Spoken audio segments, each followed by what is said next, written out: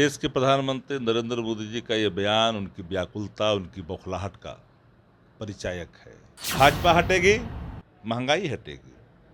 भाजपा हटेगी, बेरोजगारी हटेगी। आजाद हिंदुस्तान में 70 साल में कोई बता दे, जो देश दूसरे को कर्ज देता था, आज कर्ज लेने वाले के हम लाइन में खड़े हैं। और एक बात याद रखिए, विपक्षी एकता उनके राजनीतिक ताबूत की अंतिम कील है। नमस्कार, मेरा नाम प्रेम है और आप लाइव स्ट्रीट देख रहे हैं। एक और जहां विपक्षी एकता की बैठक हो रही, दूसरी बैठक संपन्न हुई, तीसरी की कवायद हो रही, वहीं प्रधानमंत्री नरेंद्र मोदी ने साफ शब्दों में कहा तीसरी बार आएंगे, जो इकोनॉमिक है वो भारत के तीसरे नंबर पर लाएंगे। बात करने के लिए हमारे साथ आरजेडी के मुख्य प्रवक्ता हैं शक्ति यादव।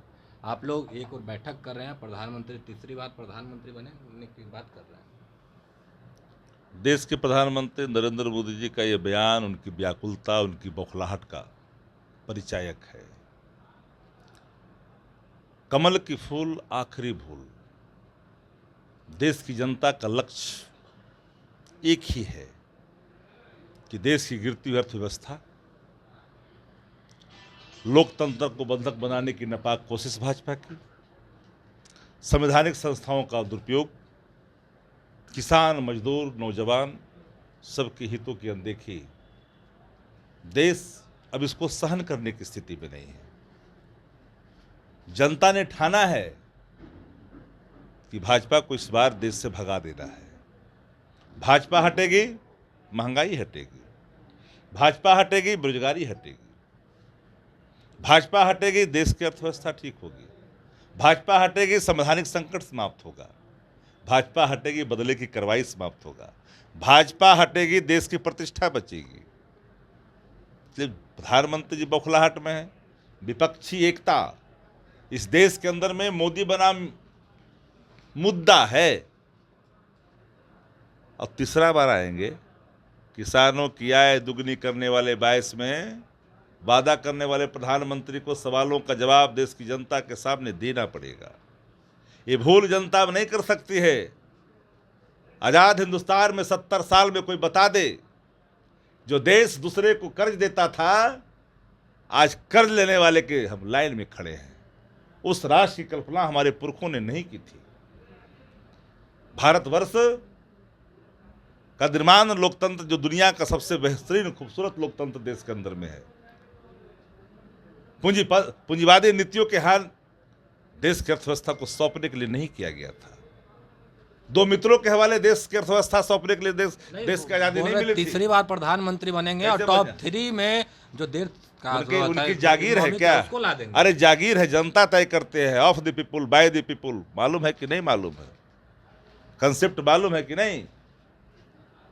डेमोक्रेसी के कंसेप्ट को मालूम है कि नहीं है? इस कंसेप्ट को याद रखिएगा। इसीलिए देश का मियाज एक प्लेटफॉर्म, देश की लोग 140 करोड़ जनता देश की टकटकी निगाह से विपक्षी एकता के निर्णयों पर नजर टिकाए हुए है। एक सुनियोजित, एक वैकल्पिक जो स्वरूप राष्ट्र के निर्माण के लिए दिया गया है नेशन के सामने, विपक्षी एकता का है। नहीं तो राष्ट्र हित में है। विपक्षी एकता की बात कर रहे हैं, पर बीजेपी के लोग कर रहे हैं। कौन है? टुकड़े टुकड़े गैंग के लोग हैं। ये वही लोग हैं ना जो अपना कुकर्म है वो छिपाना चाहते हैं। बोतल नहीं है पर शराब पुराना है। शायद आप लोग भूल जाते हैं, इस महागठबंधन और इंडिया के छतरी के नीचे जो दल हैं, जो राष्ट्रीयता में आस्था रखने वाले लोग हैं, जो इंडियन की रक्षा करना चाहते हैं, वो सब मजबूत वैसे दल हैं जो भारतीय जनता पार्टी को जमीन दोज करने की ताकत रखता है। आप सुनिए पहले बात सुनिए। आप मजबूती अरे की आप बात सुनिए कर रहे पहले। हैं, पर वो गिना रहे हैं लालू यादव वही नेता है ना जो चार मामले में चार्जशीटेड है। लालू केजरीवाल हैं, उनके 2 मंत्री अरे जेल में सुनिए हैं। आप लोग लगता है इतिहास थोड़ा कमजोर है, पढ़ लिया करिए। इस देश के अंदर में एक पहली political party Bharatiya Janata party है जिसके राष्ट्रीय अध्यक्ष को पैसा गिनते हुए दुनिया ने विजुअली देखा है, लेते हुए बंगारू लक्ष्मण को। कोई दूसरा दल नहीं है, ये भाजपा के अंदर है। और जो नाम लालू प्रसाद जी एक विचार है, लालू प्रसाद एक विज्ञान है, अभी अध्ययन करना पड़ेगा। और एक बात याद रखिए, विपक्षी एकता उनके राजनीतिक ताबूत की अंतिम कील है। किसके बलबूते आओगे? दक्षिण भारत से तुम्हारी सेवा समाप्त कर दी गई है। नॉर्थ ईस्ट में भारतीय जनता पार्टी नाम सुनकर के लोग अब भड़क रहे हैं।